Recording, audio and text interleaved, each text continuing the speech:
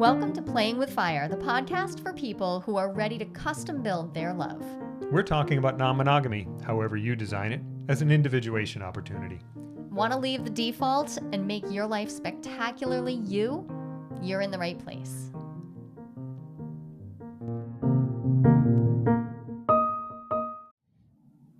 Happy 200th episode. Woohoo! Here we are, 200 episodes. I am very proud of the persistence that you have definitely brought to this party, which I wasn't expecting. Thanks. I mean, I wasn't surprised by my persistence because that's actually a thing I'm known for. That's true, yeah. But consistency and persistence around stuff that...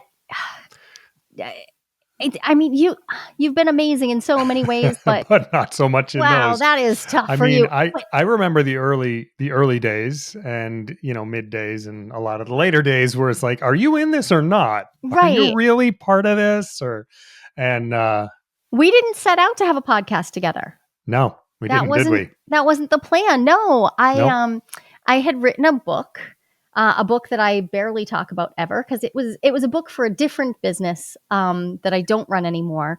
I used to work primarily with entrepreneurs who were having relationship struggles. So I wrote a book on exactly that. It's called Project Relationship. And I had the idea that when the book came out, that we would just make a short podcast series, 13 episodes for the 13 chapters in the book. And we just talk about them. So that's the first 13 episode season was just that. And I wanted you to talk with me because I'd written the book as sort of a like, hey, so I've done this, running a business with you. I've run businesses my whole life.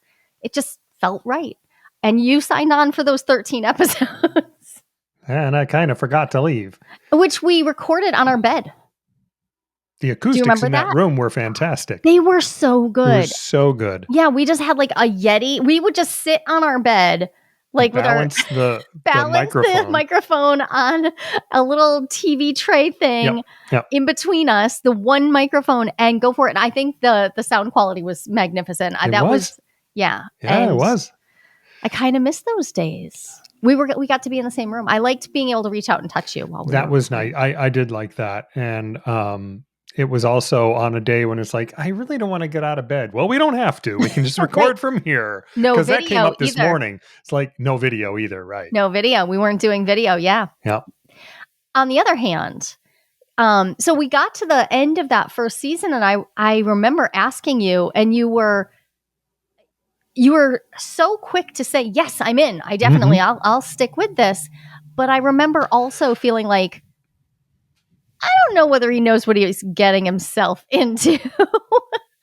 Because those first 13 episodes, I had a clear plan. I knew exactly what I was going to do. I knew what I wanted to talk about. I knew what questions I wanted to ask you. And then we were going to have to do the hard work of like co-creating something. So I thought, what better thing to talk about for our 200th episode than what we've learned about relationships and specifically being in an intimate relationship while also working together. Because the podcast is one thing, and then that grew into you having a bigger and bigger role in the business that I run. Yep. So are you game? Talk about that? Yeah, absolutely. I am. It's been a hell of a ride and tremendous amount of growth. There was a lot of room starting from where I started from. Well, so much growth. This was not our first business together, though. No. So this is the business I'm running now, which has an LLC. The business as this exists is the 13th business that I've run. I have a long track record of getting very bored as soon as I master something and just moving on. So every other thing that I've done, I've just done it until I was like, yep, I got a handle on that. And then I would just either sell it or drop it or give it away to someone. This one's different. This is my baby. This one's got its hooks in you a little bit. This one's as important to me as the other big relationships in my life. This one really, really matters in a different way. Some of the businesses that I've run before mattered a lot. Like I hated running a CrossFit gym, but I loved the people that I taught. The I That loved them. I the love them to this experience of day. being with the people In was fact, I know some of them. wonderful. Minimax, if you're out there listening right now, like, love, absolutely Love you love guys. you, Yeah. and miss having that time, but I don't miss running that business. Yep. This, I would keep. I have plans. I mean, my plan is to stay doing this for at least the next decade. And but it's not the first time we worked together because we ran. I've been in leadership of 2 CrossFit boxes, and one of them was with you. And that Yes. we learned a lot of things running that together. But when you said yes to co-hosting the podcast with me, Yep.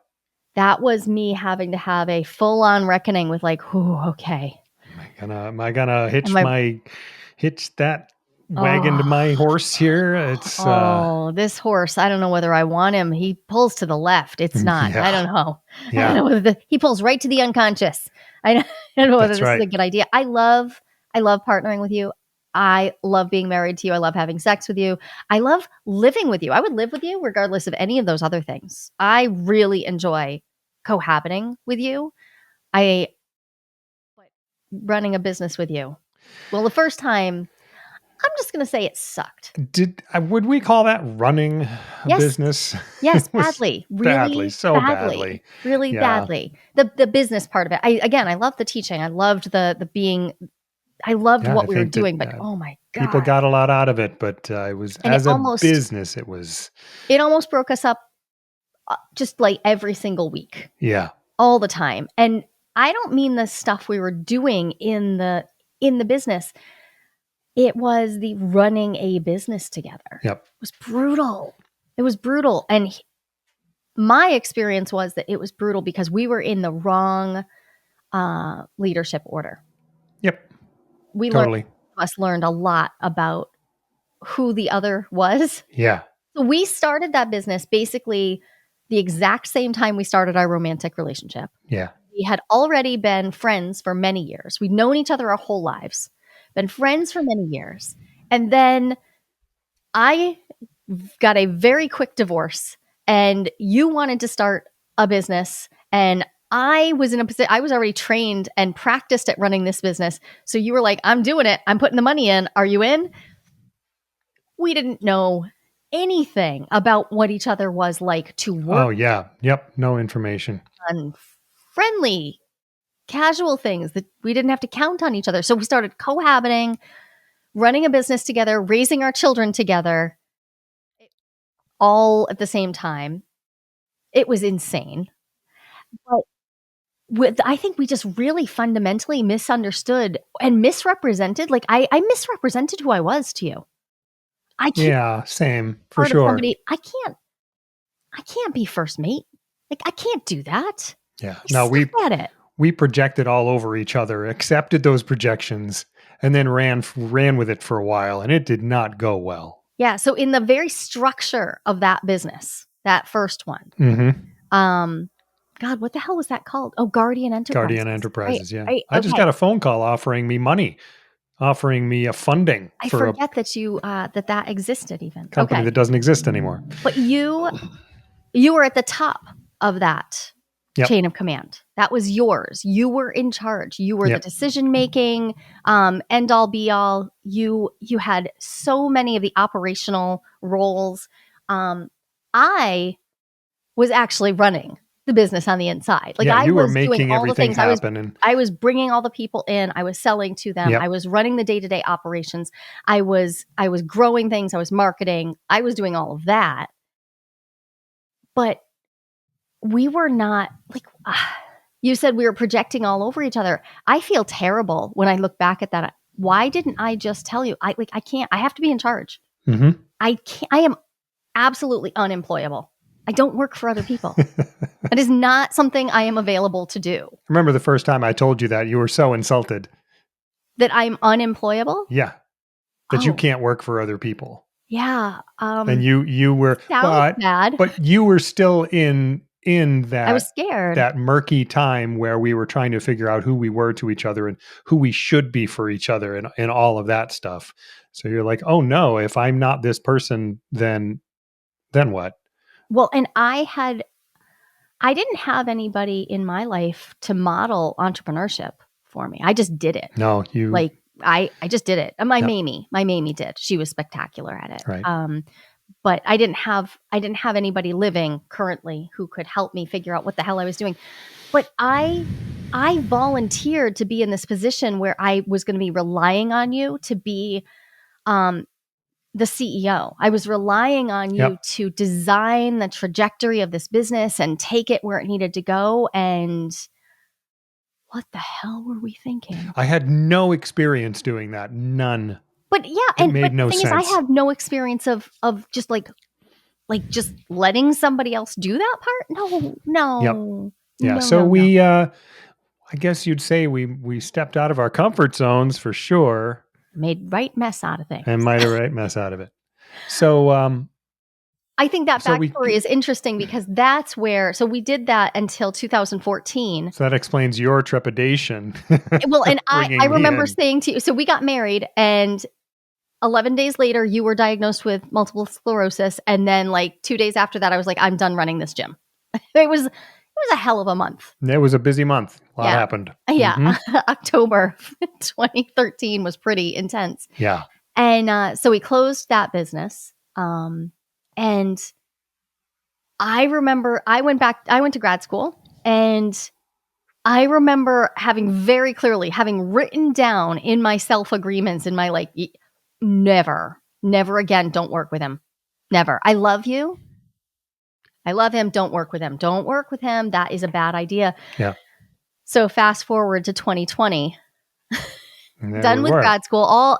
I'd done that part of grad school anyways. I'd just defended my PhD, and my first book was just coming out, and yeah, it was just a podcast. I wasn't inviting you into the business. The business had already launched. It was doing well. Like, it was brand new, but it was doing well, and it was just a podcast. It was fine. But right It, away we were right up against it again. yeah. Against the are you who I think you are? And what do we owe each other there? Like, Yeah. Hmm. am I asking you to be someone, stand in a role that it just doesn't fit you? Um, And it was a, I don't entirely know how to unwind all of that from here because yes, but also I was insisting on standing in that spot. yeah, I I mean, it's would not like not there let was it an go. option. Yeah. Yeah. And I don't I wish I had been better at it. I don't regret it, but I also do regret it because it puts you in the position of having to baby me through so much because I didn't have the skills. I didn't have the emotional maturity. That's Uh, one of the things I learned is that I couldn't stand needing to the language that's coming to mind is the language of DS. I felt like I was having to sub to you, but I was having to top from the bottom. yeah. I felt like you needed me to submit to your authority as the person who ran that business, but actually I needed to not just do all the stuff underneath, but also teach you and tell you and like literally give you the words. And that's the part that I regret is how much extra work you had to do because I was there. But I didn't recognize that was it was a hallmark of where we were both at. Yeah. I was over functioning. I was not setting boundaries for myself. Yep. I wasn't telling you what I was actually available for. I wasn't saying no to the things I should have said no to, the things I should have said, that's your role. Either figure it out or we close the business. And I don't know what else to tell you. Like, I'm not going to do your job and my job.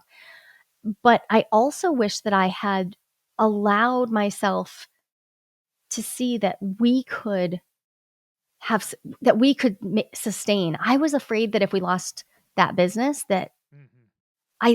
I think part of me thought that that's the only reason I was useful to you. So I was practicing being useful because you don't get rid of useful things. People who are Mhm. useful don't get disposed of. And I was incredibly afraid that if I wasn't useful to you, you would ditch me and like across the board, not just from the business. Though So a lot of fear-based decision making that led So you much. to do so much work that you didn't really sign up for. 'Cause I was Yeah, like, okay, I will do these things. I will step into this role. Great, you said, do that. Oh no. Now comes the bait and switch part of it where it's like, oh, he doesn't know what he's doing. He needs somebody to hold him up the whole time. right. Crap. And that's such a hard And the you and I alternative have a felt like dissolution. right. Yeah. It didn't feel like I could hold a boundary, but that's not true.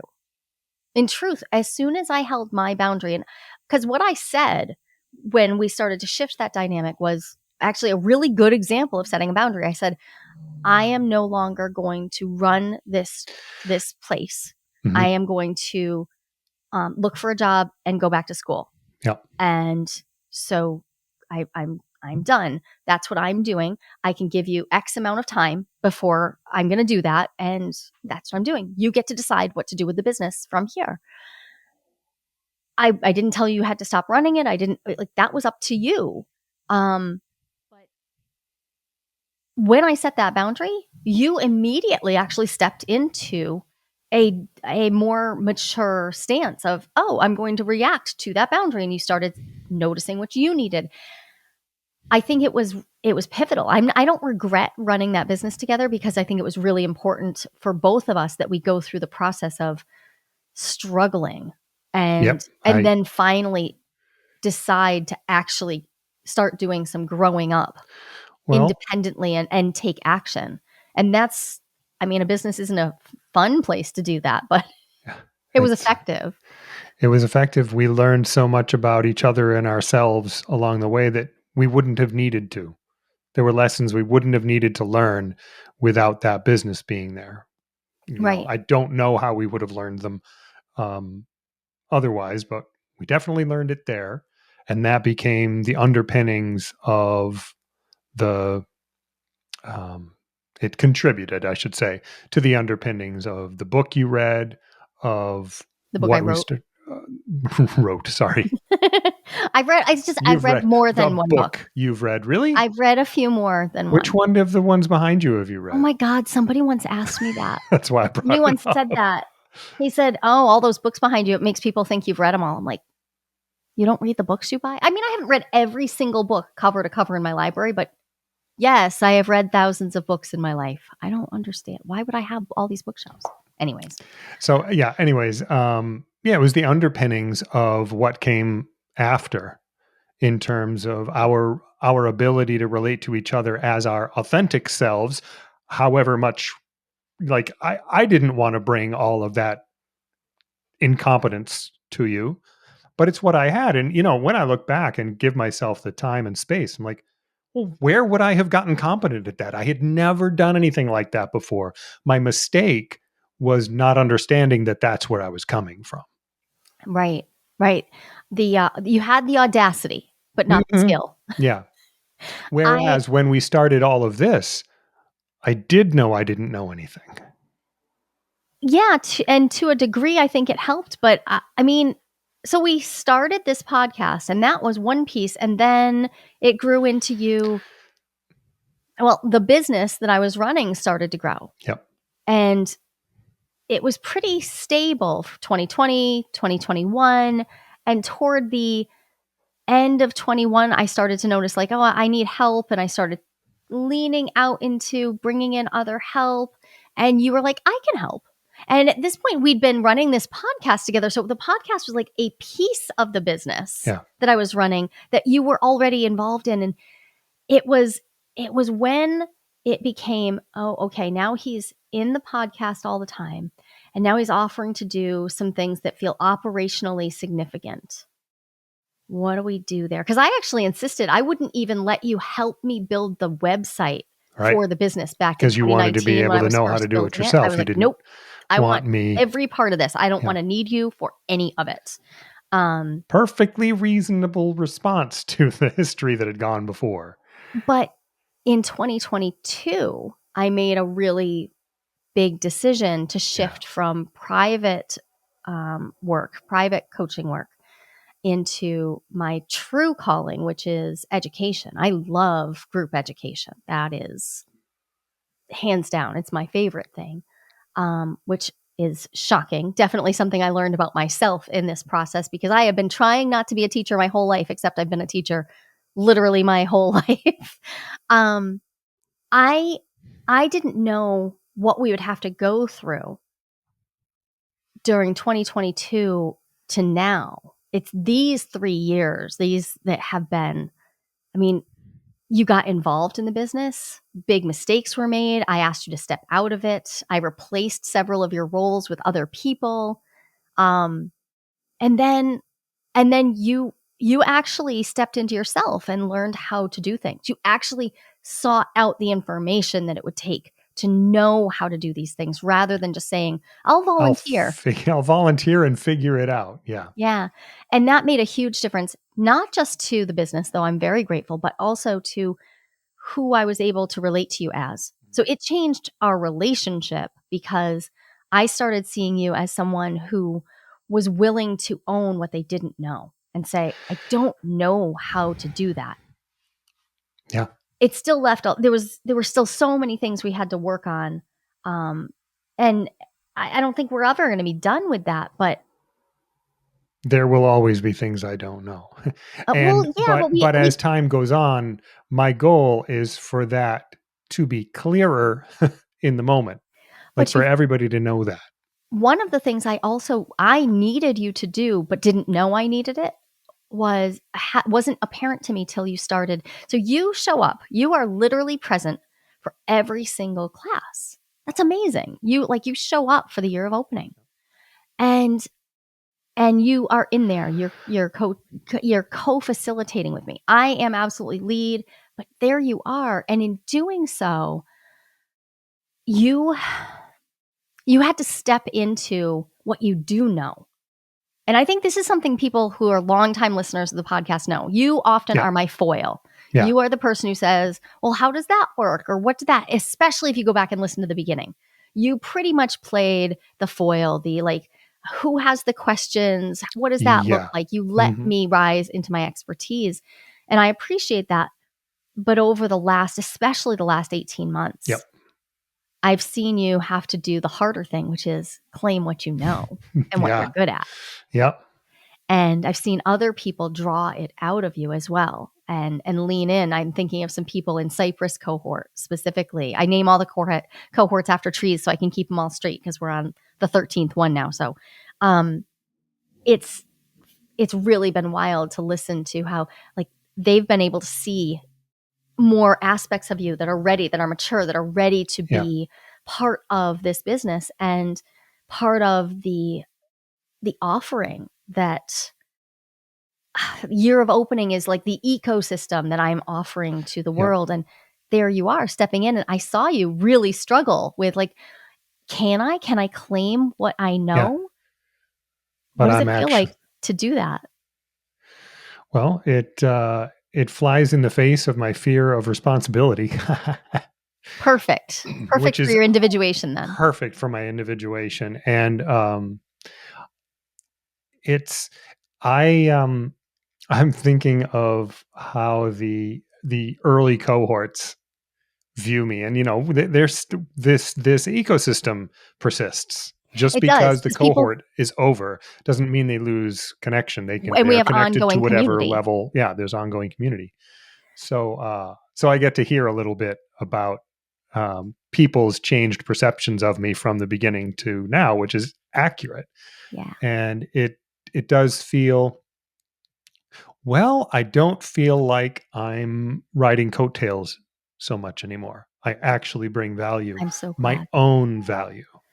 You do. And the thing is, you have been the whole time, but I really appreciated you allowing yourself the time to step in at your own pace, even Mm, though it was frustrating to me. There were so many times when I was like, just step up, step in. You're there, you're ready, you've got this. We do. Everything I teach came from us living it yeah, first, right. right? For Yeah, I was years, years, there years. for, yeah, the So step lessons. in, do it. And it's been really exciting recently to see you fully step in, but it also has changed how we relate to each other because I have noticed that I trust you more, in part because I get to watch you and listen to you interacting with others. So, I mean, we both date separately, but I haven't gotten to be up close to the people you date as much as I would like, just by their preference. It just hasn't been a huge thing. I've lived with people. I mean, we lived in a triad, but I haven't gotten to have as much like day Right. to day. Yeah, Kitchen table poly's harder to cultivate than I would like in it my is. area, Yeah. but I do get to see you right up close to all these lovely people. I do get to see you interacting with these people and I get to appreciate you in that way. And I love it. I absolutely love that. Well, the what I've learned in this time is that the learning is a spiral. Because I mean, I felt that I can do this. Do it, doesn't work. Come back. I Now there's a need to do it again. This particular role, I can do this. Do a little bit more of it and then fail. Okay, and just every time it came back around, I would learn a little bit more. But only, and this is the real significant thing that I learned, only because I got clearer and clearer on what my limitations were. Yeah. Because then I could address them or simply accept them. But I wouldn't pretend they didn't exist. And every time I have pretended a limitation hasn't existed, it has caused me problems. And that is one of the beauties of a business as an individuation opportunity, Yeah. right? And not everybody does this, but when you allow the way you show up in business to truly enter your conscious awareness, to let how your business goes is a reflection of your inner world, just like how your relationships go. That's a reflection of your inner world.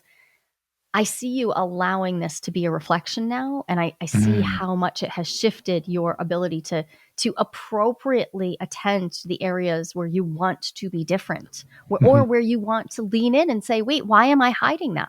Why am I hiding the things that I am actually really good at, or a quality that I bring to the world?" I'm thinking about Oak Cohort. So many of the men in Oak Cohort were like, "I need to hear from Ken. I Yeah. need to hear what he's got to say." And seeing you lean in and accept that and realize, "Oh yeah, this is a part of what I want to bring to the world and it's being reflected back to me." I'm really grateful that you stepped in. I'm really grateful that you've taken the time to record 200 episodes of this show. And I'm also incredibly grateful for the way that you have supported me and let me stand in the place that I am. It is both where I'm best at standing, but also where I just prefer to. You let me stand in the limelight, and you really manage your envy beautifully when it comes up. You really, really manage that, and I I have learned so much about what it is to let someone else like have their attention and have their thing and let them make their mistakes their way by Mhm. watching how you let me be me, and feeling through it. It's been really Right. spectacular for me. And I truly feel supported by it. That's been my goal. So, well, thank you. And I really, really believe in the work that you're doing, to the point that I don't believe it. I know that it's work that needs to be done in the world. I know that it is significant for the kind of world that I want to live in, that we all be connected in in as in the best way possible. And I watch you teaching people, letting them learn, giving them the opportunity to explore for themselves how to do that. That's it. And Because I can't teach them the right way. I can yep, only create an environment that lets them explore and experiment with ideas and ways and methods and to try to transform it into whatever they want. I'm so honored to get to be a part of that process. It's why I never stepped back from the moment we started the podcast. Like, wait, no, this needs to happen, and I need to be part of it. And that's me. We've had our relational stuff around how much am I doing this for you? How much, am I doing it as a performance to try to get something from you or to get particular feelings about me? Like here, I'll be in charge and look how important I am, whatever. But at the bottom of it is how much I believe this is the work that needs to be done and I can do it. So I do it. That is where I think we have jokingly said to people, like, well, if you want to know more about your partnership, start a Start a podcast. podcast. Yeah, But you got to stick with it. You you got do. You it's do. the long game. I Yep. have loved these conversations, and the other thing that stands out to me is, so one of our kids has been on the podcast, and I know that Yep. others of the kids have listened to some episodes, and not all of them I think are fit for our own personal children to listen to, Yeah. and they know that. But it really matters to me. I love the fact. I love knowing that the the idiosyncratic us and each of us individually um, has existed in this particular format. And here it is, and it's recorded. What a time to be alive! What a What time. what Yep. a bizarre thing! It is both navel gazing and self indulgent, and meaningful, and potentially transformative. So Yep. I'm really grateful. Thanks for Uh, doing this with me. Happy Thank 200th. you. We talk to you all the time. It is absolutely imperative to me that we get to hear from you as well. Yes, please. So, we'd love to invite you to join us. Join Ken and I. We're holding monthly Ask Me Anythings.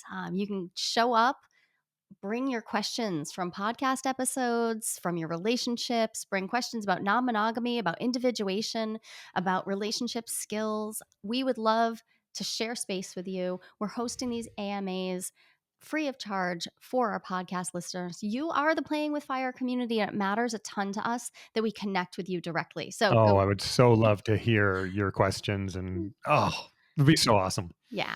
Go to joliehamilton.com/AMA and you'll find a way to sign up real quick and get an invitation to join us in a small group where we're going to get together and talk about all things non monogamy, individuation, and relationships.